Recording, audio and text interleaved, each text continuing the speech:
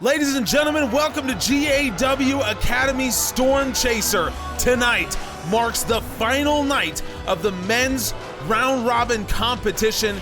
We have just 2 more episodes to go, including this one. Before we hit Nitro, we will show you the women's bracket, as that has already been announced. And we have another big announcement at Nitro 10, the biggest show of the year.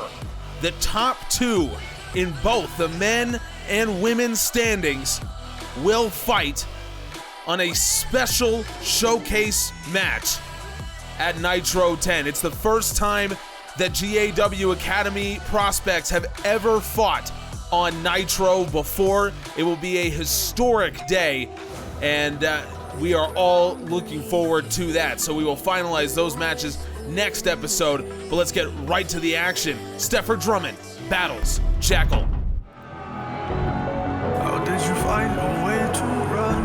1 night left for all of these men to try to get as high as they can in the standings. Of course, there is still a lot of room to move, especially for these two that we are about to see. Jackal and this man, Steffer Drummond, are part of the group of 5 wrestlers that currently are sitting with 12 points in the standings. And by the way, Scott Danielson, who currently is in the top 8, he's got 14 along with Lancelot. So you're talking about a group that is so close together. Anything can happen on this final night, and Steffer Drummond will be among those looking to improve his standing going into the knockout tournament.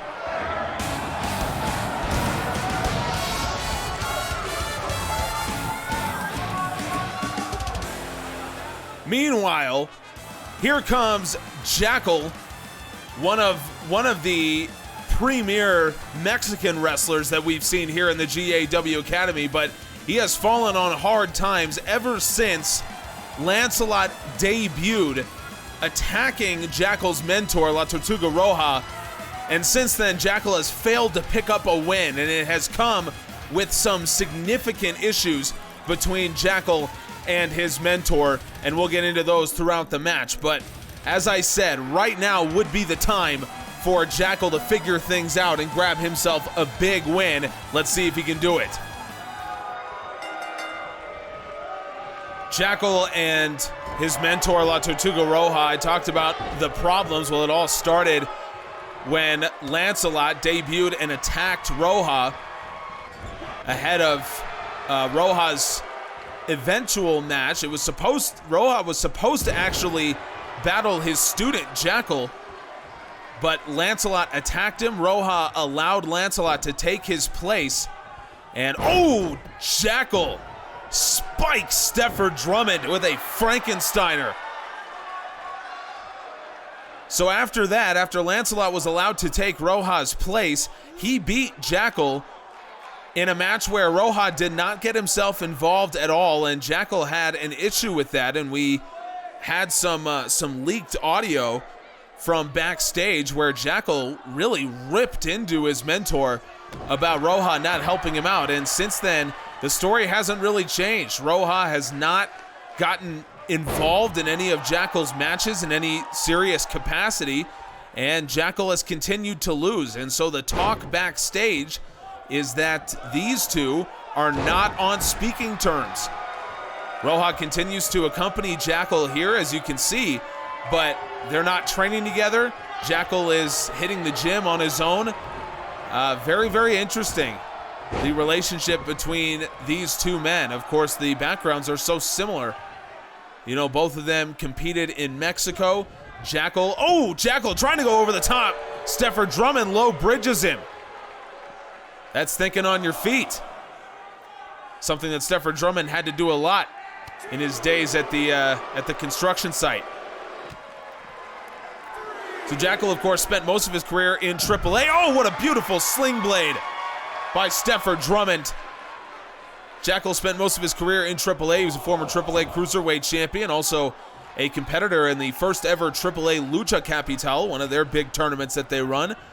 La Tortuga Roja, by contrast, spent a lot of his time in CMLL as well. as becoming a 2-time AAA Mega Champion. So this guy, La Tortuga Roja, has been everywhere in Mexico. Meanwhile, Stiffer Drummond drops Jackal. Drops him with the life's not fair, and it's certainly not, but it could be fair, no. Can't even get a 2 count off of that. Drummond's got to stay focused here. Got to keep going straight at the young luchador. Hoisting him up into the suplex position. No! Jackal beautifully uses his weight to come behind, but Steffer Drummond a little bit too quick into the corner with a big clothesline. Steffer Drummond uses that suplex position both for the stalling vertical variety, life's not fair, and for the much more dangerous suplex pile driver, what we know as the Steiner screwdriver or the drill claw. Steffer Drummond calls it get a job, a phrase that he heard all too many times throughout his life. Steffer Drummond, by far the oldest competitor here in the GAW Academy. He comes in at 37 years old. Drummond, ooh! Once again, letting Jackal know that life is not fair, and Jackal in a bad way. Steffer Drummond picks up the win. I do want to correct myself. When I say oldest competitor, I mean oldest active competitor. Of course, La Tortuga Roja coming in at 49 years old, but he no longer competes here in the academy. Whatever the case, Steffer Drummond, that is a big win for Stefford, and potentially could go a long way into Drummond maybe finding himself in the top 8, or at least battling for that. Someone who is a much more talented mathematician than I will have to figure out whether or not Drummond still has a chance at that top 8. All I know is this is the way to go into the knockout tournament, and this is not pretty here, what we're seeing between Jackal and Roja. Look at this, folks. This doesn't bode well for the relationship between these two, as strained as it has been. Wow, I hope that something gets figured out between these two. You hate to see a friendship and a partnership like this be broken up in this way. That is disappointing. Folks, we have Kurt Andrews standing by backstage ahead of his massive main event. Look where I am. Look around. Production trucks. Hundreds of cars. We're in a full facility. And all of that was made possible because of men like myself and Eddie Hernandez and the men and women in the GAW Academy. We take a lot of pride in that. And I take a lot of pride in knowing that my time is soon to fight for the GAW Academy Championship. Yes, that's coming. No, I haven't forgotten. But tonight, this is the only match that matters. Me against Eddie Hernandez. A match that, for everyone out there, this is what the GAW Academy is about. This is the quality of match that we can put on. This is the quality of talent that we have here. And we're going to give you all a show, one way or the other.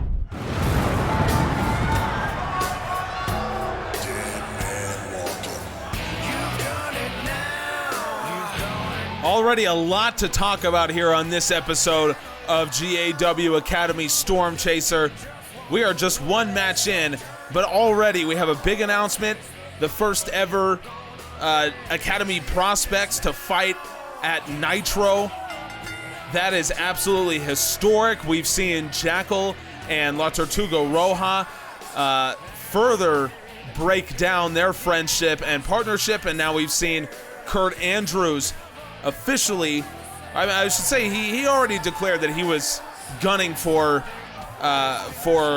Garrett Gibson's GAW Academy Championship, but Andros just reminding us that he is the true #1 contender, and he could very well be the #1 seed. It could all be turning up roses for Kurt Andrews, the Buccaneer. We'll have to wait for the main event to see, but this match also has a whole lot of implications, and I will tell you about those in just a second.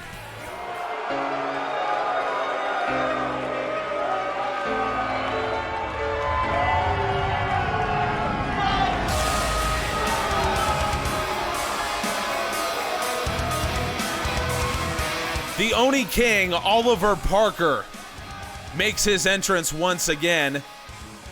A guy who is typically a man of few words, and he has been a man of fewer words ever since he lost to bitter rival Andrew Wesley last episode. It was an incredible match, and if you were just looking at the standings, you would say a big upset for Wesley to get that win over the Oni King. But for anyone who is familiar with the relationship of Parker and Wesley, you know that it is not surprising at all when either of them beats the other. So Oliver Parker now, there is still a mathematical chance for him to end up as the number 1 seed, but he is not in control of his own destiny. He needs a win here and some help, and even the win here could be looking pretty dicey against the strength and power of the massive former Mr. Universe, Lighter.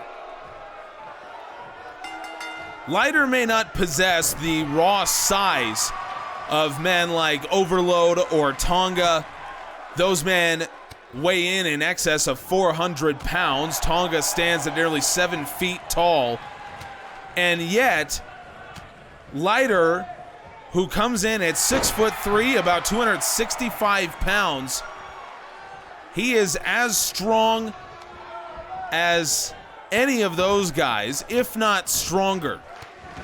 And it presents a very unique challenge when dealing with him, because he's not hindered by absolutely massive size. You know, that tends to be an issue for bigger guys, and that's a big reason why these behemoths actually have issues when they first begin wrestling. They have to figure out a way to work around their own bodies. Well, Lighter didn't have that problem. It's a big reason why he has carved out such a great history for himself here in the GAW Academy. Part of the first ever tag team champions when he teamed with Will Hobbs to form the Titans. A team that was so dominant that when they lost the belt, it wasn't even because they lost a match. Will Hobbs left the company, and so they vacated the titles that they had held for over a year by that point, and that was actually at the request of the rest of the tag teams in GAW. The rest of the tag teams here in the Academy requested that they don't fight one last time, that they leave having never dropped the belts because of how influential they were. Oliver Parker, meanwhile, into a suplex position, beautifully done. Transition into a cross arm breaker. Lighter tried to roll over. Oliver Parker caught him into the hammerlock, the grounded hammerlock, and now Oliver Parker focuses attention on the arm and wrenches it back. Wow, that was so well done from the Oni King. Trained in Dragon Gate. Of course, we've mentioned so many times that Oliver Parker is the first ever American to be considered Dragon Gate Trueborn. By contrast, Lighter was trained in professional wrestling right here in the GAW Academy. He is as homegrown as they come. Oliver Parker now transitioned into a knee bar. Lighter, he's got the ropes right behind him, but he doesn't need them. Vicious kick to the head is able to dislodge that lock from Parker, and now Lighter, double underhooks locked in, and Lighter with a tiger driver. Wow, that's gotta hurt. I've never taken that, and I'm gonna tell you right now, I never will. But Oliver Parker, he doesn't let it faze him. Lighter could be looking to end the match as Oliver Parker makes his way to his feet. Lighter maybe looking for a fall-away slam type of move. Oliver Parker able to shake him off, but Lighter drops him to a knee with a big kick to the gut. Into the corner, Oliver Parker senses the danger, able to break the hold as he was taken there. Kick caught by Lighter. Boot to the gut by Parker.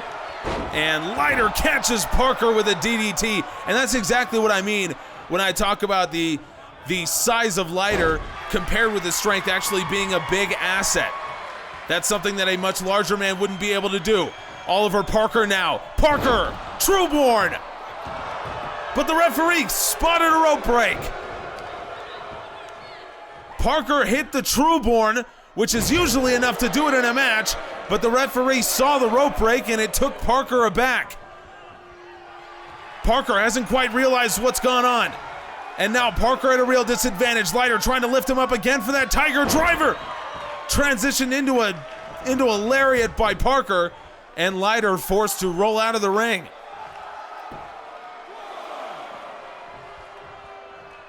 Oliver Parker needs some help here if he is to become #1 seed. First off, he's got to win this match, and that certainly doesn't look like any kind of guarantee right now.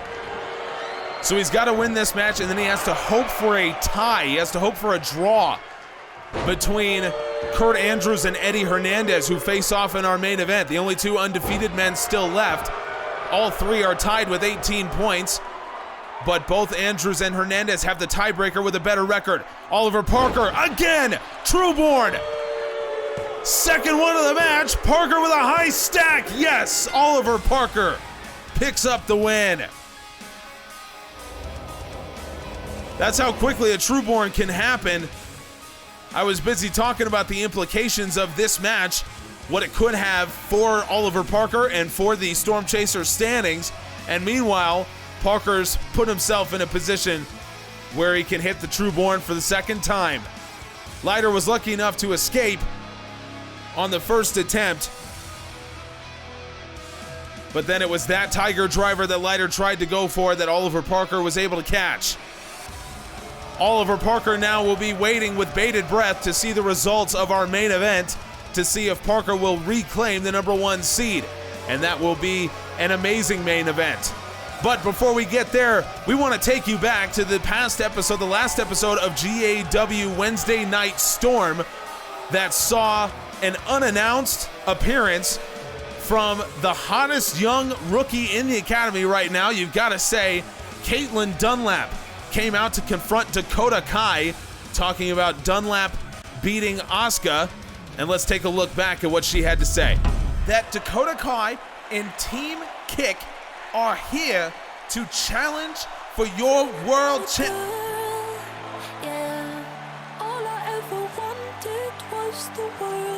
You can cut the shit, because I have one thing that you don't and will never have.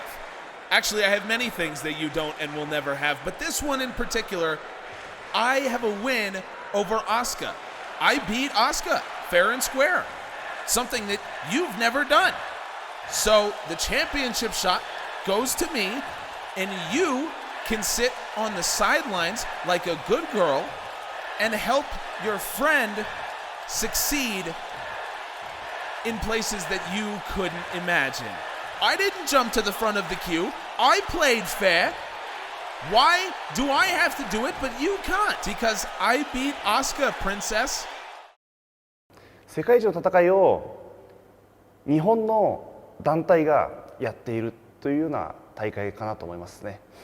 本当に大会の規模とかで言えば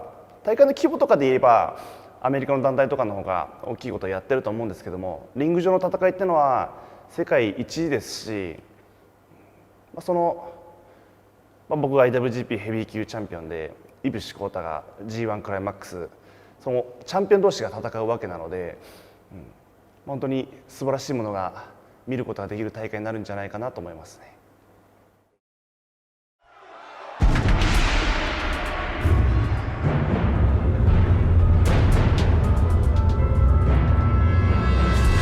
Are you surprised, ladies and gentlemen?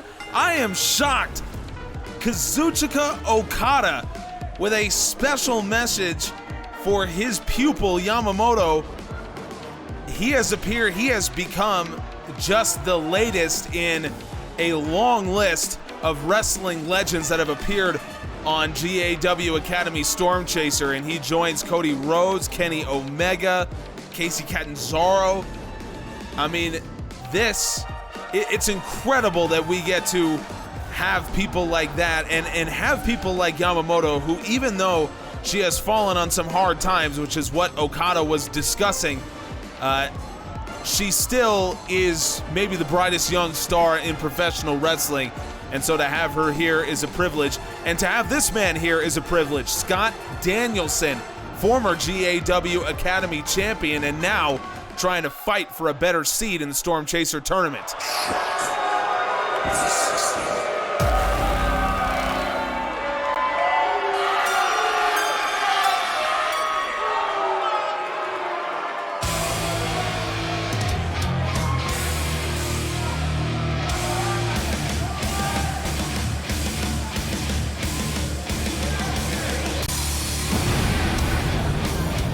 Lancelot.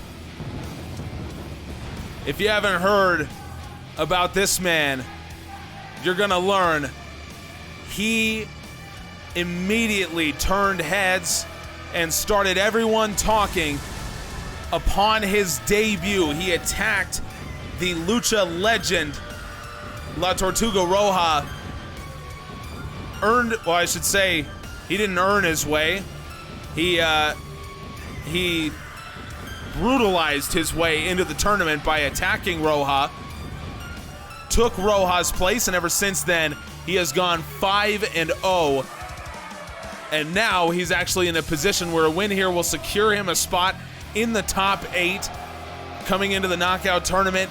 It's absolutely unbelievable what he has done, but if you know anything about his history, the number of titles that he's held, the style that he employs, it's no surprise that he is doing as well as he is. And just like Yamamoto, just like Scott Danielson, we are so lucky to have Lancelot here in the GAW Academy. Let's see if he can make this streak 6.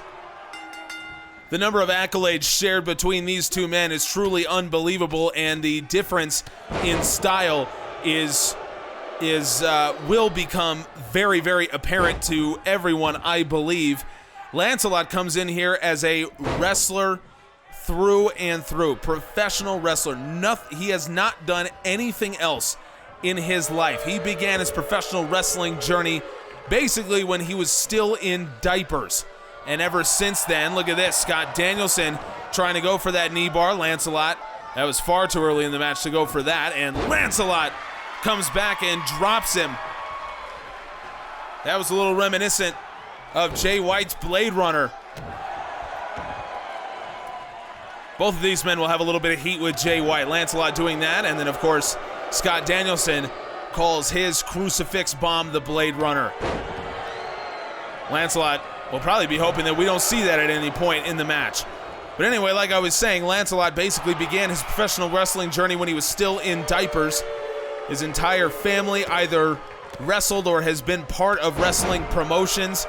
He has held 124 professional wrestling championships across his long and storied career. Meanwhile, Scott Danielson is actually fairly new to the sport. He is a tremendous athlete, but his background comes in boxing. Former Bare Knuckle FC champion. He's an undefeated cruiserweight boxer inside the ring. So this is a guy who's only been wrestling professionally for a little less than 2 years now, and yet he's still found an opportunity to win a GAW Academy championship. Going for the cover, Lancelot able to kick out. Powers out of that one. Danielson entered the Stormchaser tournament as champion. On night 1 of the tournament, he lost to the Lone Star Garrett Gibson, and then of course Gibson a few weeks later was able to beat Danielson for the title officially, to take it off of him and end a 3-month-long reign for the Retro King. Oh, what a kick!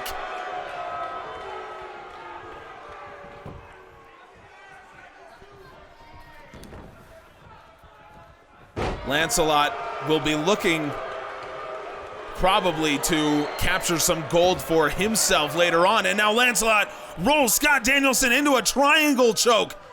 Lancelot's got to be careful to keep his shoulders off the mat, but for right now, he's got the advantage, but Scott Danielson able to get his feet underneath him and stop that submission from doing any more damage.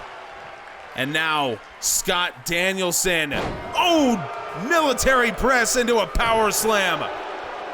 The strength of Danielson is unbelievable, combined with his striking ability because of his boxing background. Deadlift powerbomb, high stack, Lancelot kicks out.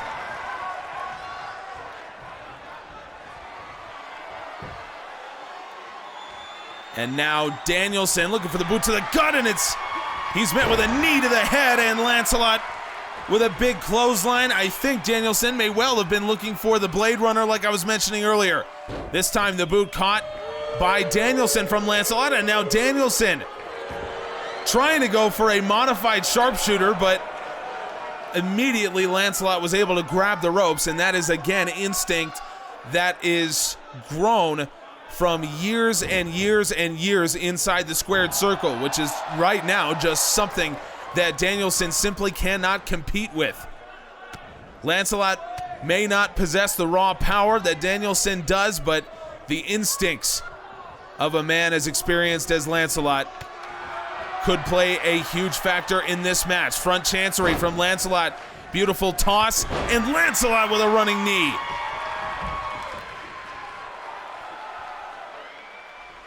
Wrestling is as much mental as it is physical. Anyone will tell you that.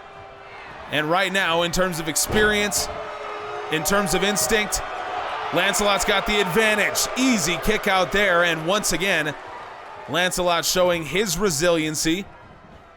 Into the corner, Danielson charging in, clothesline, and I thought he was gonna go for a bulldog, instead just tosses Lancelot into the middle of the ring. Danielson now showcasing a little bit of that striking prowess. It takes a whole lot to be a bare knuckle FC champion, and now Danielson looking for a tombstone. Roll over by Lancelot, tombstone pile driver. Once again, the instincts of Lancelot paying dividends here in this match. Now up against the ropes, Lancelot tosses him out. Danielson on the outside, and Lancelot comes down to meet him. Lancelot got him in a powerbomb. Oh! Lancelot! Oh my, somebody get some medical attention. That is the spine of Scott Danielson. How is he still standing? I think at this point, that's just, he's on adrenaline right now, and you can see he is the worse for wear right now. He's got to come back into the ring, and he didn't see Lancelot following him, and Lancelot with a DDT. Lancelot looking for his 6th straight win, and he might just get it. No. Boot caught by Danielson, and Danielson with a double head sledge right to the forehead, and it busts open Lancelot immediately. The blood is trickling down from underneath his bandana, and now Scott Danielson, just about 90 seconds after having his spine crushed on the apron, somehow has the advantage. Didn't last long. Lancelot able to drop him with a reverse DDT. And Danielson, once again, doesn't want to engage Lancelot anymore on the outside. That's a smart call if you ask me. Lancelot drops him down with a reverse STO. Both men thankful for a moment to take a breath here after a hellacious 7-minute match. Soul kick from Lancelot, drop kick again. Wow, what a combination. Catches the arm, neck breaker. Lancelot's got something cooking here. Spine buster, oh my! You want to talk about damage to the spine? Lancelot with the Grand Chariot, center of the ring. No! Oh! Scott Danielson has taken more punishment to his spine. He's taken more punishment to his spine than a racehorse. And yet somehow he's still in it, and somehow he could win it. Blade Runner attempt, neck breaker from Lancelot. Oh my goodness. Danielson takes a seated position in the corner, and Lancelot will let him stay there. I think both men taking a breath right now, and Lancelot certainly is. Now Lancelot comes in with a running knee.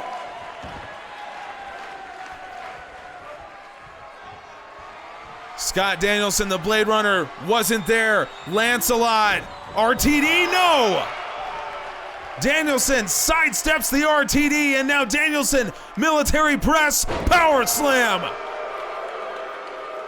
That is so pretty when it's done that way. And Danielson goes down, goes for the cover after a little taunt, and that was a big mistake. He might have had the win. He might have had the win right then and there. Danielson now hoists him up. Danielson with a sit-out tombstone pile driver. He tried it earlier in the match, and Lancelot was able to turn it around and hit him with one of his own. We are under a minute left. We've seen only 2 draws on the men's side of the Stormchaser tournament. Could we see a third? You see the urgency of both men here picking up as time runs out. Off the middle rope, Lancelot comes down on the throat of Danielson. The Retro King could be in trouble. Lancelot lines him up from the corner. 30 seconds left. RTD, no! Lancelot sidesteps the round table decapitator, and now Lancelot with a modified spine buster. He's taken one as now he's delivered one, but the referee calls a rope break. 15 seconds. This is not the time for that. Danielson's got to do something. 10 seconds left. Strike caught. Forearm. Lancelot sends him out of the ring, but it's not enough. We're going to get a draw. Oh my goodness. Oh my goodness.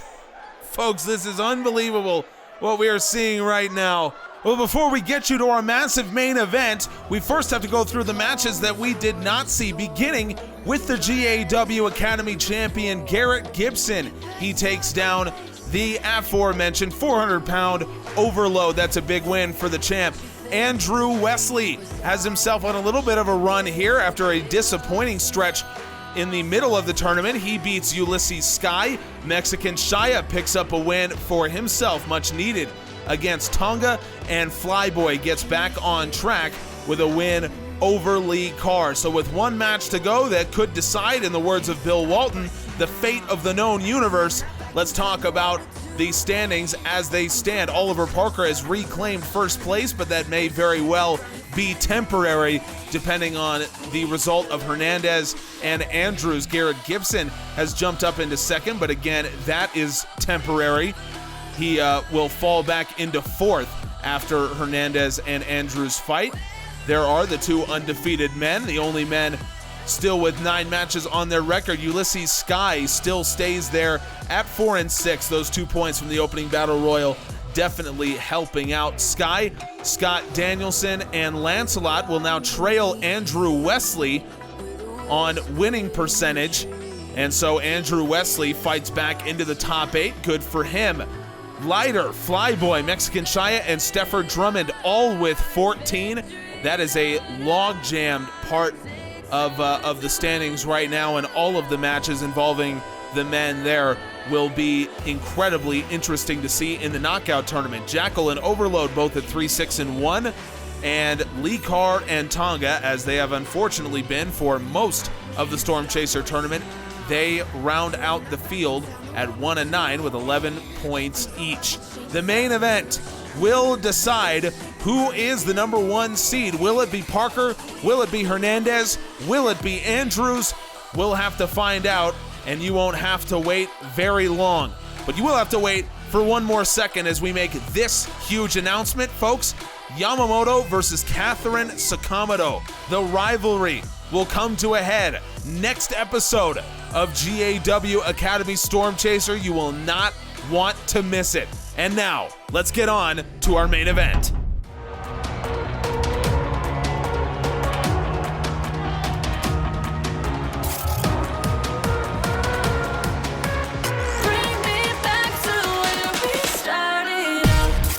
It's hard to deny that the match that we are about to witness feels bigger than just a match for first place in the Stormchaser standings. It feels like it's more than that, and a big reason is this man, who I will note is coming out without Lars Nightfall, the man that he just brought in to, quote, protect the homestead. This feels like a huge match, in large part because of what Hernandez has done and said, and what he has meant to the academy. And I think that that's being showcased here when you talk about the magnitude of what we are about to see. I want to take this time to apologize once again to all of you for what happened to Yoon-Son Park, the words that I said. We still haven't seen him since our match a few weeks ago. I haven't heard from him, and so I hope that he is okay. I hope that he will return at some point, because we do need him here. This is home. And I also want to tell you right now, Lars Nightfall, everyone's been talking about him, as you should. I've sent him home tonight. I don't want him affecting this match at all, and I will tell you why. The match that you are about to see between myself and Buccaneer Kurt Andrews will decide the #1 seed in the Stormchaser tournament. But it's about more than that. You see, this match is about two men who know that they can be, that they've shown that they deserve to be fighting on the quote-unquote main roster. Because that's what Kurt and I are. We are main roster talent, just like everyone else in the GAW Academy is. However, I've stopped caring. When I say this place is my home, I mean it. I mean it every time I say it. And you don't leave your home. I told Yoon-Son Park the same thing. I meant it then and I mean it now. You don't leave your home, and I don't want to leave my home.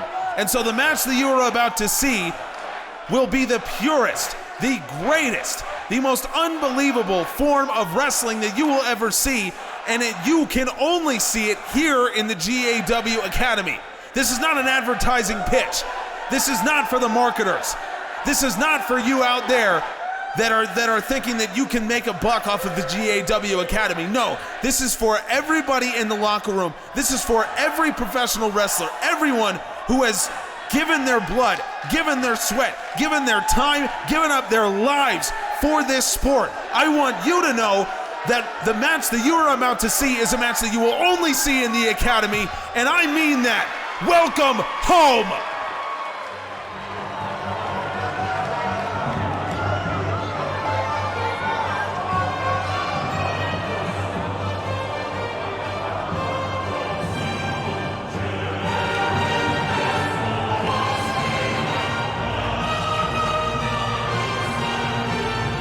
Kurt Andrews making his entrance, the Buccaneer, and wow. Can we talk about Eddie Hernandez, man? Before the match, before Hernandez's entrance, I should say, I talked about how much he has meant to the Academy, the words that he has spoken, and every week he continues to show, myself included, me and everyone else, that the Academy should not be looked down upon. And you know, I try my best not to do it, but sometimes I catch myself slipping. Sometimes, you know, we talk about moving up, we talk about prospects, and Eddie Hernandez has made it very, very clear that these are not prospects, these are not rookies, these are professional wrestlers, some of the greatest in the world, and I think he's absolutely right about that. 10 minutes to decide first place in the Stormchaser tournament. And like I said, it feels like it might be even more than that. The implications of this match, what this means. Eddie Hernandez, a man who has made so much history. Kurt Andrews, a man who is so well traveled. He is the most decorated man currently in the GAW Academy, holding titles in both PPW and XCW. And if you remember, a few weeks ago, he announced that he would not be coming to the ring with either belt anymore, as he wants to truly make his name in the GAW Academy. And he has certainly done that. He is 9-0 in the Stormchaser tournament. And he has proven time and time and time again to be one of the most exciting, athletic, all-around fantastic wrestlers here in the Academy. Hernandez with a strike to the gut from a seated position. Now, this will certainly decide first place, but it doesn't necessarily have to be one of these two men. We've already seen a draw last match between Lancelot and Danielson. Well, if these two were to go to a draw, then Oliver Parker would remain in first place, and Parker would be the one to take over the first seed. Eddie Hernandez with an uppercut from the outside, and now Hernandez targeting the arm of Andrews. That's a smart strategy. You got to prevent Andrews from being able to lock in the eye of the storm. They'll get those double underhooks. Anyone who's been watching GAW Wednesday Night Storm, it's a move that's very similar to what Will Ospreay does. And now Hernandez hoists him up. Hernandez with an Osaka street cutter. I wish more guys did that because I love saying the name of that move. Hernandez. Eddie Hernandez making his way up top. Eddie Hernandez drive by. Hernandez may have just ended it. Eddie Hernandez, is he going to take his place at the top? Yes! Eddie Hernandez has taken his place at the top of the Stormchaser standings. This is a storybook finish. This is the ending that we all could have dreamed of.